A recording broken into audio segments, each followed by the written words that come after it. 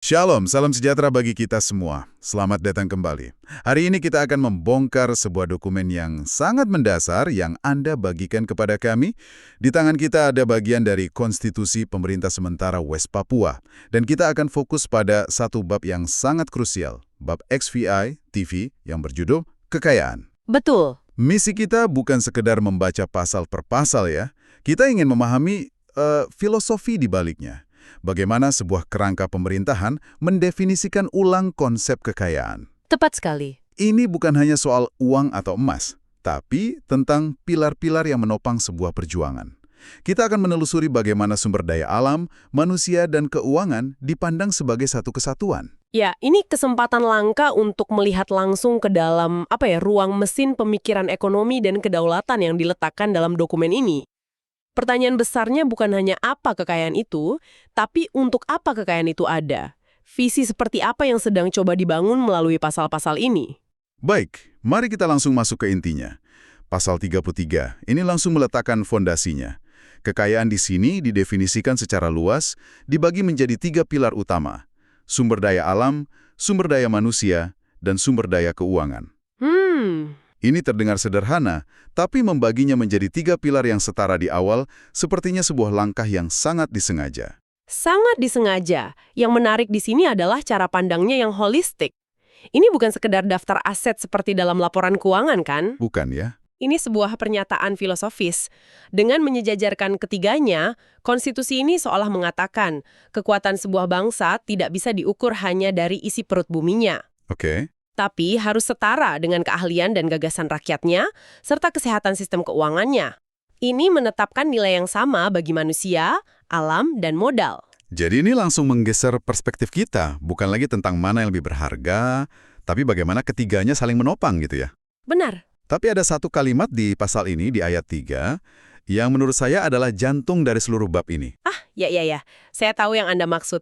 Kalimatnya berbunyi, kekayaan dipergunakan untuk kepentingan perjuangan pembebasan. Ini mengubah segalanya. Nah, itu dia. Frasa itu adalah lensa yang harus kita gunakan untuk membaca setiap kata setelahnya. Betul. Ia secara eksplisit mengikat setiap sumber daya, mulai dari mineral di gunung. Semuanya, Ya. keahlian seorang insinyur, hingga dana sumbangan pada satu tujuan tunggal yang sifatnya politis. Kalau kita coba bayangkan implikasinya, ini luar biasa.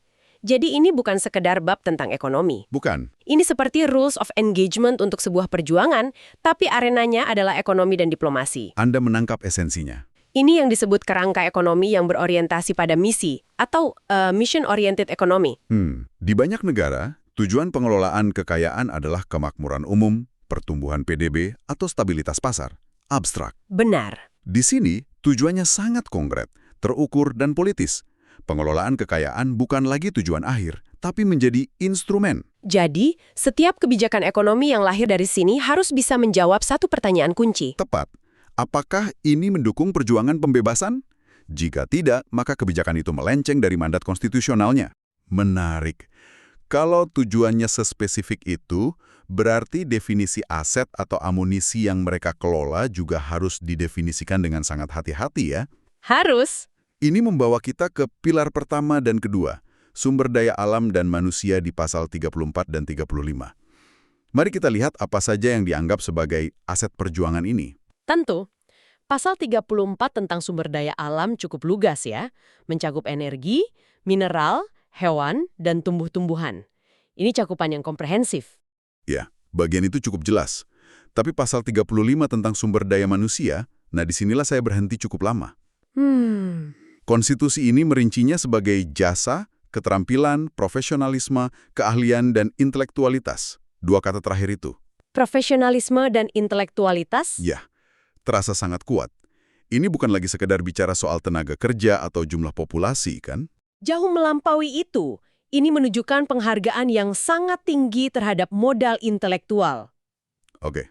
Di banyak rangka hukum lain, manusia seringkali hanya dipandang sebagai labor, tenaga kerja. Di sini, dengan menyebutkan secara spesifik profesionalisme yang menyiratkan etos kerja dan integritas, Dan intelektualitas? yang menyiratkan kapasitas berpikir, inovasi, dan kreativitas, Konstitusi ini mengangkat kapasitas otak ke tingkat yang setara dengan sumber daya fisik. Setara dengan emas atau tembaga. Persis. Tunggu dulu. Ini kan terdengar sangat idealis. Menempatkan intelektualitas yang abstrak setara dengan mineral yang bisa ditambang. Dalam prakteknya, bagaimana sebuah pemerintahan bisa menjamin dan mengakui sesuatu yang tidak terlihat seperti ide? Pertanyaan Anda sangat tepat, dan jawabannya ada di dalam frasa yang Anda sebutkan itu. Menjamin dan mengakui. Kedua kata itu punya makna hukum yang berbeda tapi saling melengkapi. Menjamin berarti memberikan perlindungan aktif. Perlindungan aktif? Iya. Menjamin intelektualitas bisa berarti melindungi kebebasan berpendapat, mendanai riset, atau menciptakan sistem pendidikan yang unggul. Ini adalah peran aktif pemerintah untuk memastikan sumber daya itu tumbuh. Oke, jadi menjamin itu seperti menjadi petaninya ya, memastikan lahannya subur agar ide-ide bisa tumbuh. Lalu bagaimana dengan mengakui? Nah, mengakui itu berarti memberikan status formal dan legalitas. Mengakui intelektualitas bisa menjadi dasar untuk undang-undang hak kekayaan intelektual, paten, atau bahkan pengakuan terhadap pengetahuan adat. Jadi menjamin adalah perlindungan, mengakui adalah pelembagaan. Tepat. Dan konstitusi ini dengan cerdas tidak merinci teknisnya. Di akhir kedua pasal itu ada kalimat kunci, kan? Hal-hal lain diatur lebih lanjut dalam undang-undang. Betul sekali. Jadi konstitusi ini menetapkan apa dan mengapanya, sementara undang-undang di masa depan yang akan mengatur bagaimananya. Ia memberikan fondasi nilai, lalu menyerahkan detail teknisnya ke legislatif nanti. Persis. Peta jalannya jelas. Oke, jadi kita sudah punya dua pilar. Aset alam yang harus dilindungi dan aset intelektual manusia yang harus dikembangkan. Tapi semua itu butuh bahan bakar untuk bisa bergerak. Ini membawa kita ke pilar ketiga dan terakhir di pasal 36, sumber daya keuangan.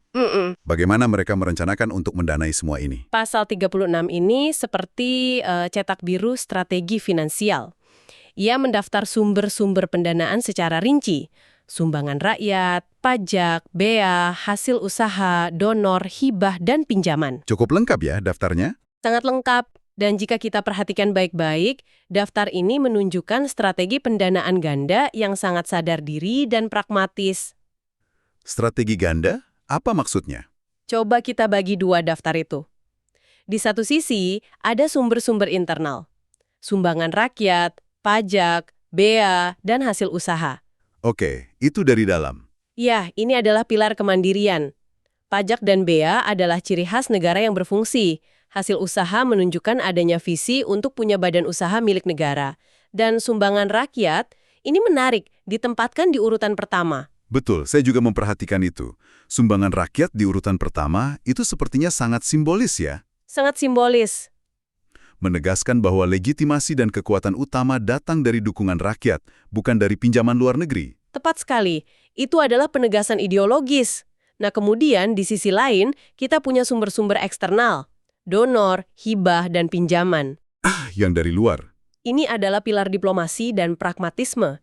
Ini menunjukkan kesadaran bahwa perjuangan dan pembangunan bangsa mungkin memerlukan dukungan dari komunitas internasional.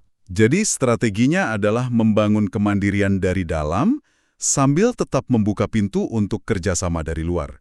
Sangat realistis. Betul. Ada satu detil lagi di pasal ini yang membuat saya penasaran.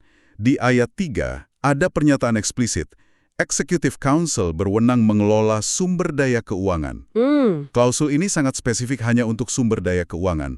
Tidak ada ayat serupa untuk pengelolaan sumber daya alam atau manusia di pasal sebelumnya. Mengapa kekuasaan atas uang dipusatkan secara khusus di tangan eksekutif? Ini adalah langkah strategis yang sangat penting, terutama dalam konteks pemerintahan yang berada dalam fase perjuangan. Oke. Keuangan itu kan darah dari setiap operasional. Dengan memusatkan wewenang pengelolaannya di tangan Executive Council, konstitusi ini memastikan adanya kecepatan dan fleksibilitas. Jadi agar bisa ambil keputusan cepat? Ya, perjuangan itu dinamis, butuh respons cepat. Anda tidak bisa menunggu sidang paripurna legislatif untuk menyetujui alokasi dana darurat misalnya. Jadi ini seperti memberikan kontrol penuh atas kas negara kepada kabinet perang agar mereka bisa bergerak lincah tanpa terhambat birokrasi. Persis. Sementara pengelolaan sumber daya alam dan manusia yang sifatnya lebih jangka panjang bisa diatur lewat undang-undang yang lebih kompleks. Tepat. Ini memusatkan kekuatan finansial sekaligus memusatkan akuntabilitas pada satu badan yang menjadi motor penggerak pemerintahan. Kontrol atas dana harus terpusat agar efektif. Jadi kalau kita tarik benang merah dari semua ini, gambaran yang muncul jadi jauh lebih utuh ya. Sangat utuh. Ini bukan sekedar bab tentang ekonomi atau anggaran. Ini adalah arsitektur kedaulatan yang dibangun di atas 3 fondasi yang saling menguatkan: alam, manusia, dan keuangan. Dan semuanya diikat oleh satu benang tunggal. Yaitu tujuan perjuangan. Betul? BAB 17 ini pada dasarnya adalah sebuah manifesto nilai.